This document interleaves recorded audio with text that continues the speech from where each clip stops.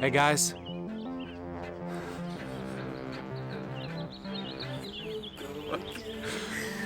Oh yeah, FlowPoint Podcast, episode what, 11? I think it's 11. Is it really? This is my guest, Tyler Yager. This actually is a new thing I'm gonna start called FlowPoint Hangout. I don't know, right. Something like that, yeah, something a little different. So when I can actually be with people, I'm gonna call it FlowPoint Hangouts, but it's still gonna be FlowPoint Podcast. So we're here at the Ridge. It's my place, my home site. Lake is back Yonder. back yonder. And it's my buddy Tyler Yager. He's been a good friend for a long time, been coaching him for a long time, off and on. And he's got this pretty rad engineering job, got an engineering degree, got an engineering job, and he can kind of work from wherever he wants. So he comes up every once in a while. How long you been up here this time, dude? It's week 2. Week 2. Week 2, and it was 2 weeks a month ago as well. Yeah. Sorry, two early trips. Oh, and then purchasing the van. Oh yeah. Quick So encounter. I don't know if you guys followed along, but I had a Sprinter van for the last 7 years, and I ended up giving it to this guy. Not giving it, but selling it to this guy. So Purchased it. He's pimping it out. Next time you see it at a tournament, it's not going to be me. So just be warned. You got to knock first, because nobody knows what this guy's doing inside his van. Oh, God. All right, so Yager, Yeah. what's going on, dude? Tell us where you're at in the season. First off, I don't know if anybody knows this guy's a friggin' pro skier. What's your PB? I don't know, like 3:41. I don't know, just like it's 3 at 41, not a big deal. 3 at 41 at 36. It's crazy. When did you do that? You remember? Practice? Probably like a couple times. I don't know. Practice a few times each year. What's the farthest you've ever gotten down 41 off? Which, by the way, for non-skiers, 41 off's impossible. So, I mean, I've only gotten to 3. yeah, 3. That's good, dude. That's good. So last year, you skied some tournaments. This year, you have some tournaments coming up. Why don't you talk about that real quick? What are you focusing on ski-wise this year? Just trying to do things right early on and doing a lot of repetition, trying to ingrain those good habits early on. That way, the more difficult passes become a little bit easier, with proper technique. And So you mean do things right by like work on fundamentals and then... yeah, extreme fundamentals. More fundamentals than I ever thought were fundamentals. Extreme fundamentals. I like that term. That means you're dedicated. Yeah, I'm trying a little bit harder this year to just resist the temptation to go on urge and desire and kind of make my focal points a little bit, I don't know, grassroots in a way, just foundational. Instead of shorten it up every time. Make it shorter. So everybody does. Everybody Right. wants, I mean, it works for some people and everyone's different. And you just kind of have to figure out what works for you in a sense. And I found out that a lot of repetition early on in the season, especially when you can't ski during the week and you have to drive 3 hours to go ski, then you got to work on a lot of repetition. Yeah. Because you don't have... You got to try to build muscle memory. You don't have it at hand right there when you want it. You gotta, I don't know, it's kind of hard to just weekend warrior it. So talk about that situation, because people don't know. Where are you living normally and where you ski? Well, I normally live in Pismo Beach, California, and I ski out in Arvin when I'm home. So that's AKA Bakersfield. 2 hours and 20 minutes each way. So, and then you gotta think about, like, I mean, you get a little stiff. Yeah. Driving that Stiff far. back, stiff legs. I mean, yeah, I do, especially, and everyone's different too. Some people can hop right out of the car and be like, give them a couple little elbow scrunches, and then couple little of these, and then you go and crush it. But I just feel like a stiff old man when I do that. So I just it takes a while. So you were driving the small single cab Toyota for like 10 years or so? Since, I don't know, 11th grade, so 7 years? 7. So close to 10, almost a decade. Is the van increased or decreased the amount of travel time? Does the van get you there faster or slower? Oh, definitely faster, Oh, yeah, and I'm not like just Frazzled. the whole way trying to keep it on the road. One of the things that Tyler says he's learned a lot from me, but one of the things I've learned from Tyler is this idea that life can be simpler than we try to make it. So, but sometimes it's to a fault. Like for instance, Tyler hardly ever will go out to eat, and he always has the right amount of foods with him at all times. Can you talk about, was it last year when Corey Vaughn, everybody knows Corey Vaughn, and you were traveling to Tahoe, maybe? Yeah, we were meeting up with Todd Rosselli and Of Water Ski Mag back then. yeah, And you had your truck, and you had the homemade rack on top of your camper shell, your Yeah. little Toyota truck with camper shell, and you had your Pelican cooler on top of the camper shell. yeah. What so- happened? I don't know. It's just Corey and I stopped to get some grub. We were kind of hungry from our adventures out in Tahoe, and we were about an hour out of Sacramento. We're heading back to Shortline Lake in Elk Grove, and Corey was the last one to grab something out of the ice chest, and he forgot to latch the old Pelican down, and now we're hitting about 85 in the Toyota on I-5 on the I-99, and So, did you have any food when you got to the next stop? Was there anything no, left? we parked to find the top of the cooler was wide open, and about half the rations were left. Practically caused an accident on the freeway. Just without food even knowing. everywhere, all over the interstate, just flying out the top of the freaking cooler. Yeah. That's pretty funny. But my point is, the van is well suited to you. Yeah, You're making it work. I get to keep the food inside Inside instead of on top. encompassed Yep. inside the Wh- interior. It's nice when it's 110 degrees outside too. Yeah. So, talk about how you got into skiing. How'd that happen? Why did you start skiing? I first started off wakeboarding just because my brother was doing it and I thought it was cool. And then, I don't know, I saw my dad was really passionate about skiing and it seemed pretty, I don't know, it just seemed intriguing. So I was like, I wanna try it. Do And that, yeah. it wasn't until I was like probably 8 that I actually skied. Yeah. And then, Like actually tried the course. well, actually, I kind of got up, and I mean, I just wakeboard all the time, so I never water ski, but I popped up first time, so that was cool. So, what was your first tournament? How old were you? I think I was 10, Yeah. and it was at, oh man, I'm trying to think. Long time ago, dude. Yeah. What was that, like 6 years ago? He's a I've- kid. He thinks he's old now. He's still a kid.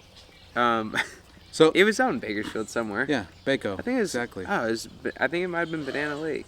Probably was Banana George Blair, his place, old place, right? Yeah. So your dad got you into skiing, Yeah. and you, you guys went everywhere together, right? Yeah. I mean, like once I started doing tournaments, we started skiing together all the time. He's like, all right, I'll teach you how to drive, and then I had to be able to pull 38 off at the age of 10 Yeah. or 11. That's pretty legit to be able to drive your dad through 38 off at 11 years old. Yeah. What, I got some criticism. got yelled at once. or Got three yelled at times? once or twice. If you were trying to pull my dad skiing. Yeah, I've seen your dad Yeah. ski millions of times, but I don't think I've ever driven the boat for him. It's rather difficult. Your dad was a guy that would always slam 1, 3, and 5 after anything shorter than 32 off. Your dad was slamming and jamming. It was fun to watch. So last week it was anniversary, right? How many years has it been since your dad passed away skiing? 9. 9. It's kind of crazy. Yeah, it's crazy. What how does that affect you when you ski now? Like, does that propel you? Does that drive you forward, knowing that you're still getting to do something that you love to do with your dad? Yeah, it's funny. Every time I do get in the water, there's always some moment where I'm thinking about him You know, with, I don't know, as the years have gone on, kind of forget a little bit, or it's not as, the awareness is not as heightened, and you're not dwelling on it as much. Yeah. But it's definitely there, and you definitely reflect back on it, but it's not as much of an emotional trigger as it once was. Yeah, it's really true that time does heal a lot of things. Yeah. But I think personally, like, I see Tyler's Tyler, talking to them, one of the most driven people, and you take your skiing very, very seriously. And I think, sometimes I get on you. I'm like, dude, you gotta chill out. Probably too seriously. But I don't tell you other things I want to say, which is a lot of people don't do that. And I think that's a gift that you have. That's a skill that you have that you've learned. And I think you still get to continue to do something that you and your dad always got to do together. And I think that obviously has something to do with it. And in a way, that's him being able to continue influencing your life. Yeah, I think, which is cool. It's definitely a motivating factor, and it definitely, I would definitely say, I do it for myself, but it definitely keeps me going. Yeah. I can't say I do it all for myself. I definitely do it for him. I know you're supposed to do it for yourself 100%, but I can't say that's true. Well, I was going to talk to Mateo in a podcast down the road about this, but motivating factors for athletes in any sport, I feel like, aren't constant. So, like, through my career, I wasn't always motivated. I didn't always get out of bed and feel stoked for the same reasons. It would always morph. So some years or some months I was stoked because I was skiing good. Other months I was stoked because I got to work on ski design. So it always evolved, and I think it's not always going to be the same for you, but... And it shouldn't be. Yeah, exactly. Life is about changes and adapting to them, and changing the way you approach things, and being able to morph your characteristics in order to accomplish what you want. Yeah. Same goals. What do you want to do with skiing? What's your goal? Or what's a goal? You don't have to have one, but what's one of them?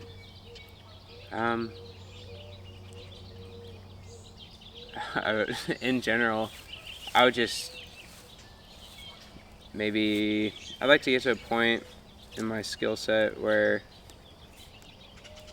I'm able to automatically be identified as a good skier. I feel like... You don't think people look at you automatically and say he's a good skier? That's the thing. I don't, which is a bummer. But I think that's what's kind of limiting me in a sense, or it creates limitations for me. It's very mental. Yeah, so I would argue the opposite. I think you're already looked at as a very, very talented skier. And we talk about this. I talk about this with Yager when I coach him, trying to get over that mental hump of what you think other people think about you sometimes can be the biggest hurdle. And it makes you hold on too tight, and it restricts a lot of movement, and it can kind of make you do things that you're not really setting out to do, as far as technique and just ulterior motives too. Well, for sure, if you're worried about, your self-image obviously is not where you want it as far as skiing. Yeah. And like I said, I would tell you that people see you at tournaments and they see your capabilities, and they've seen you run 39.5 off, and people know that any given set you can go run 2 or 3 41 off. But it's true, I feel like when you're restricted or when you're tentative because you're worried or you're trying to reach that goal that you don't think you're already at. Yeah. You do extend with T-Rex arms at 2-4, and you do hold back and you pull in. Yeah. You pull long, you pull hard. Pull super long and super hard, and then you're all out of sorts, and then you're in the drink. So what's the takeaway? What's the takeaway? How do we fix that as skiers? Not just you, but everybody out there who's listening. How do you fix that?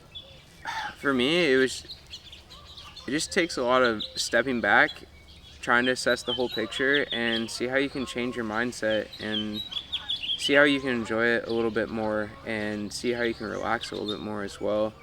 But just being able to change the mindset is really good. Just not go into it every time with, I don't know, the same perspective. Yeah. And just don't try to force things.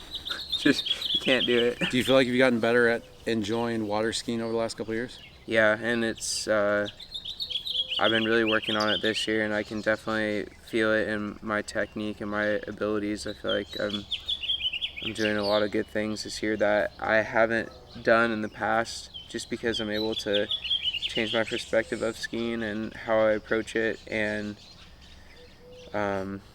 just how I prepare for it, mentally and physically. What do you think is more important when you're 80 years old and you're not skiing anymore? Maybe you are skiing. Yeah, I probably will be. Maybe you will be. But you're gonna have to clean it up a little bit and not slam so hard. A couple 2-4 turns. Yeah. But the old hip dip. Yeah, the hip dip. That's your signature. Are you I know. kidding me? That's why I'm not skiing right now. So, so looking back, two options. When you're 80 years old, looking back on your career, what's going to be more important? Being as good of a skier as you think you could be, or the personal connections and relationships that you build? Actually, yeah, I wanted to talk about that. I mean, definitely the latter.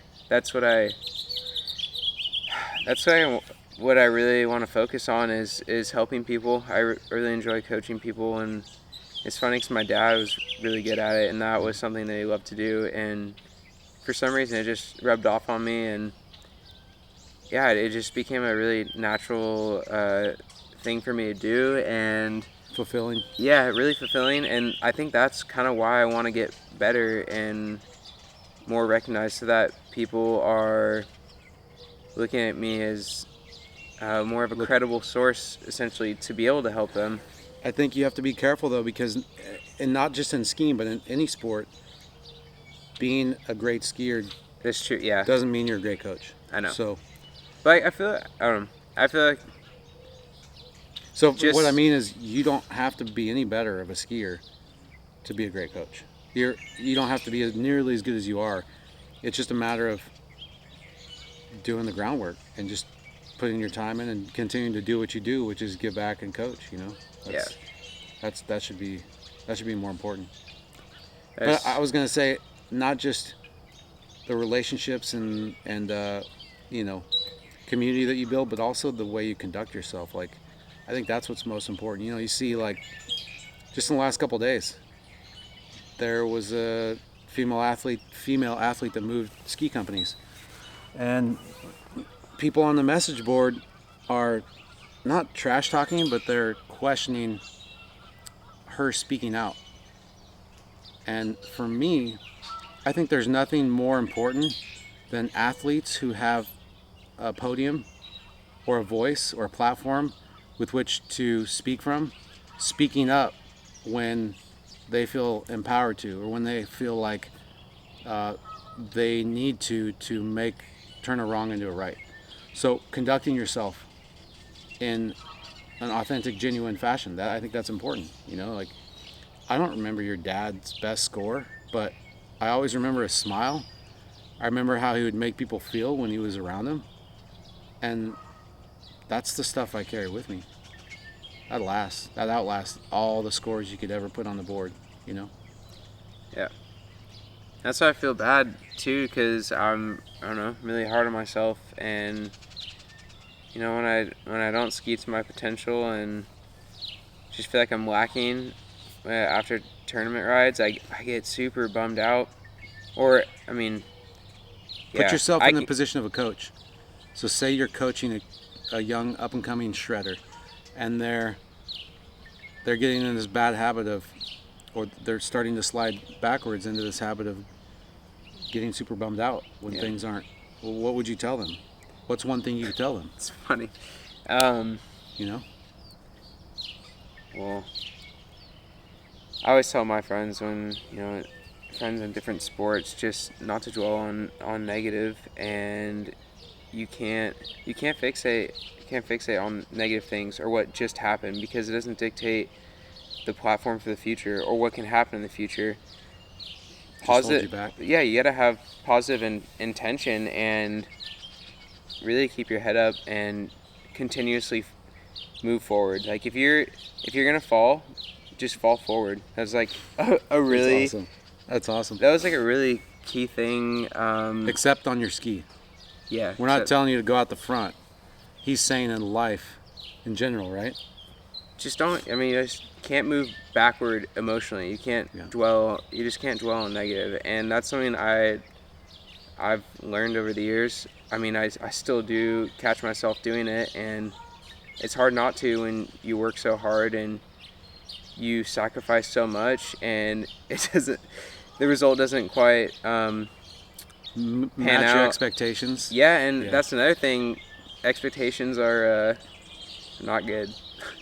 They can be good and they can be bad. They can be motivating, but they can also kill a lot of enjoyment when you don't meet them. Yeah. So, what are you looking forward to most this year? In general for water skiing. I'm just trying to enjoy myself as much as possible and challenge myself as much as possible and try to make myself a better skier and better person every single day. Always trying to look for something that I can work on, whether it be mentally, physically, technique-wise. There's so many different platforms that you can make your focal points, and I just want to better myself. How about what events are you going to ski? Are you going to go to Europe? Yeah, I'm going to Italy and England. Going to Mateo's tournament? Yeah, I'm Nice. excited. Looks like a fun tournament. I want to go there sometime. Sorry, dude. I'll get over there one of these years. I was going to ask you something else. You're riding a D3. Yeah. And we talked earlier about doing back-to-back passes and not always going down the line. Your teammate, Nate, how does he train when you've been around him? I just see him just chops it, just goes. Just shortens the rope? Yeah, every time? I've never seen him do the same pass twice. You've never seen him go back-to-backs? Never. But I mean, I haven't skied with him a ton, Yeah. but when I do see him, he just takes it down every time. So, do you think that he's a mutant and he can get away with that and that's not an ideal way to train? Or do you think that there's merit to always skiing tournament sets every single time you ski? I mean, like I said earlier, it's different for everybody. Like, he found something that worked for him. Recipe? Yeah, he found all the ingredients to the recipe, like in the back cupboard. He was scrambling for them, and he acquired them. Don't you get tired of the same recipe over and over, though? Don't you ever want to change it up? I mean, Dude, that's why I never write down my recipes, which could be the issue. Are we talking about skiing or food now? Oh, we're talking about life. Well, yeah, so I mean, before we get too derailed, my point is there is no right way, really, to train. Yeah. Because you got the best skier in the world, arguably, right now. Tournament sets every time. Nate, maybe I'll get you on one of these days, dude. We'll talk about it. Maybe some back-to-backs to do you good. Actually, don't ever repeat passes. Don't ever do anything other than tournament sets. That way we'll hold you back a little bit. Need to hold you back a little bit, right? I don't know. Mm-hmm. So what else, dude? What else is going on? Tournament-wise, or No. or just in How general? about career-wise? Yager works at a solar, what's it called, Sunrun? Yeah, Solar residential company. Yeah. solar installation company.